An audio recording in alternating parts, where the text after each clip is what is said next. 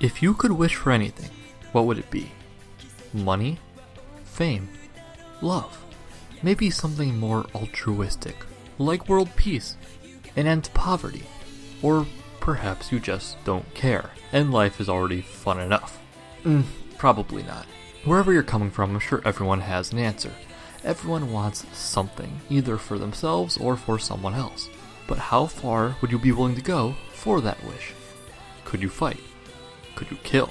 In a world of magic and murder, where such a fantastical feat may just be possible, who's to say how far we'd all go to attain it?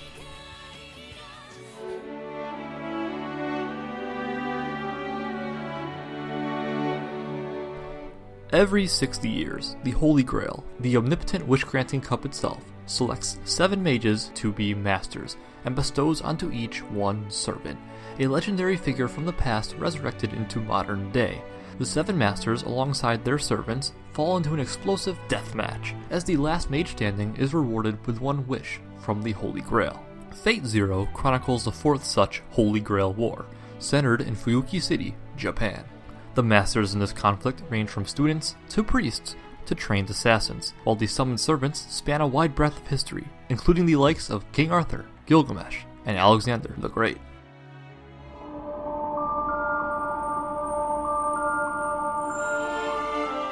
Let's get the easy one out of the way first. Fate Zero is produced by Ufotable. The studio's visuals have a well-earned reputation for being some of, if not the, best in the business, especially when it comes to TV series. Ufotable's strength isn't that their style is particularly outrageous or bombastic, but that everything is simply consistent and elegant. I would challenge you to find a single shot in the entire show that isn't polished to a remarkable sheen. The fight scenes in particular are a spectacle of sparks and spells, and are made utterly captivating under multiple repeat viewings. Even the CGI occasionally used throughout the show is integrated extraordinarily well, which I find to be a somewhat rare feat in anime. It really goes to show that, seriously, Ufotable is just, damn. Anyways, it's disappointingly rare to come across an anime where the main character isn't either in their teens or early 20s. This is a trope that some of the best I've seen fall into, including Fate Zero's parent story, Fate Stay Night. Thankfully, Fate Zero turns this expectation on its head. Practically every major character of the Holy Grail War is a full-fledged adult, and a professional with more than just boundless passion to their name, as is so typical of many modern protagonists. Even the youngest master, a boy by the name of Waver Velvet, is a college student. Nothing against the typical high school antics, but it's very refreshing for a series to expand beyond that narrow character pool. Another strength of Fate Zero's cast is its ensemble nature. Most characters throughout the conflict embody certain ideals, many of which are not inherently flawed or evil. Therefore, there is not a clear protagonist from the outset of the show. Several of the war's players have sympathetic or at least understandable reasons for pursuing the Grail, and each is given a fairly equal amount of screen time. Of course, as contestants are violently eliminated and clearer lines form between the remaining masters, this technique begins to go by the wayside, but it's nice to have that initial level of ambiguity. Although Fate Zero is technically a prequel to the pre-existing Fate Stay Night, I have to give a moment to call out my appreciation for the initial concept and setting behind the Holy Grail War. It's a creative stroke of genius to hit upon a scenario that allows one to incorporate so many of history's memorable faces, and force them to fight to the death with inhuman abilities no less. Plus, the world of Fate Zero effectively mixes the relative nonsense of a magical world with the set-in-stone and static nature of reality in some interesting ways. It sounds strange to say that the magic of all things is grounded in some realism, but certain characters make use of guns, knives, and more traditional weaponry as frequently as magic and other supernatural items, which was an aspect of the show that I absolutely loved. Now, Fate Zero is adapted from a light novel series written by Gen Urobuchi, the mind behind Madoka Magica and Psycho-Pass, the first season, thankfully. The man has a bit of notoriety in the anime community and is a personal favorite of mine. I'm not going to tell you that everything he touches is gold, because it isn't, but when he brings his A-game, he's responsible for some fairly iconic anime. Urobuchi pens stories that are almost invariably dark and tragic, with such a casual disregard for human life and happiness that he's often named the Uro Butcher. However, death in Urobuchi's stories rarely feels like a cheap way to shock the audience.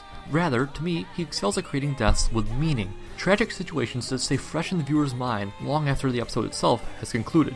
Some could argue that the tragedy toll starts to go a bit overboard in Fate Zero's final stages, but I never felt that to be the case. From the beginning, the Holy Grail War was never set up to have a joyous conclusion, and, well, certainly doesn't disappoint on that front. Fate Zero's soundtrack is composed by Yuki Kajiura, who has also worked on the likes of Sword Art Online, Kara no Hyokai, and interestingly enough, Urobuchi's Madoka Magica. as well as several others. Put simply, Kajiura specializes in epic soundtracks. Her songs are big and bombastic, throwing in strings and choirs to add to the spectacle of it all. Give her music only a moment and you won't be disappointed. To briefly continue the musical conversation, I must give special attention to Fate Zero's second opening theme, To the Beginning by Kalafina. I like this opening a lot because it's awesome. The song does a great job of capturing the intensity of the show's latter half, in much the same way as Kajiura's own work. No surprise, as Kalafina was originally formed by Kajiura, and the visuals are equally effective, dark and foreboding, but not completely hopeless, as well as being beautiful in classic Ufotable fashion.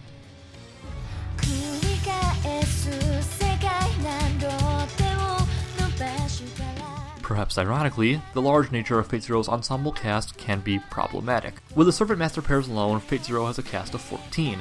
Take the various side characters into account, and the total adds up to easily over 20 different names to keep track of. A large number of characters, certainly, and Zero makes no attempt to introduce them gradually. Practically every major player of the Holy Grail Wars is introduced in the first couple episodes, and early on it can take a bit of mental footwork to keep everyone, and their web of relationships, straight. Another consequence of a large cast is that the number of characters simply doesn't lend itself to equal character development for all. While I would personally argue that nearly all the conflict's few survivors do undergo significant development by the time the credits roll, not everyone gets this treatment. Many casualties of the Holy Grail War meet an unfortunate demise before being afforded any real time to change or grow, but part of that does come with the territory of a show that is drenched in death.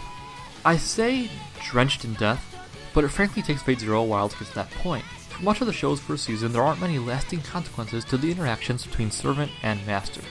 Sure, it gives some time for the audience to get a better handle on who everyone is and where they're coming from, but you can't help being a little disappointed that not much really happens early on.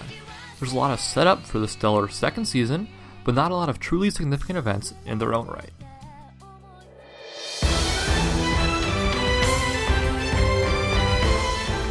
Fate Zero can have a bad habit of telling rather than showing.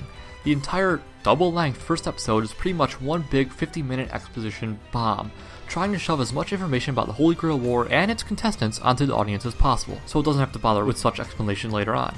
If only that were the case. A considerable chunk of Fate Zero, again, especially in the first season, is pretty much just talking heads. Even the amazing fight scenes are commonly punctuated by brief monologues or banter with the competition. Now, to be clear, I am not saying that exposition and talk is inherently bad, because of course it's not.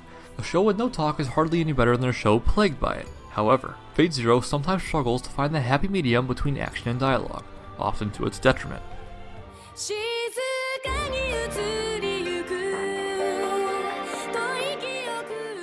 Visually and musically stellar, with an overall excellent plot, particularly in the latter half, and mature cast that frankly commanded my attention, and to top it all off, a heaping spoonful of tragedy. Fate Zero is a superb anime. While it is not without flaw, especially when it comes to a balance and pacing, these issues felt minor at best. So, after taking everything into account, as well as my own subjective enjoyment, on a scale from F to S, I would give Fate Zero... Well, this was actually a somewhat difficult decision. Did I enjoy Fate Zero? Yes. Very yes. Is it flawless? No, of course not. Nothing truly can be. However, the fact of the matter is that I would recommend Fate Zero to practically anyone pretty much unconditionally. While it will not be loved by all, I think everyone deserves to at least give it a try. Thus, I would give Fate Zero an S rating. Fate Zero is currently available for legal streaming on Crunchyroll, Hulu, and Netflix.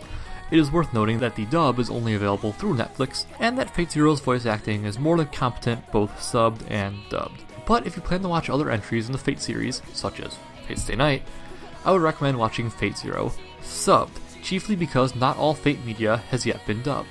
And personally, I hate having to switch from English to Japanese, or vice versa, if that's ever happened. And that'll do it. Thanks for watching, have a great day, leave any feedback in the comments, and see you next time.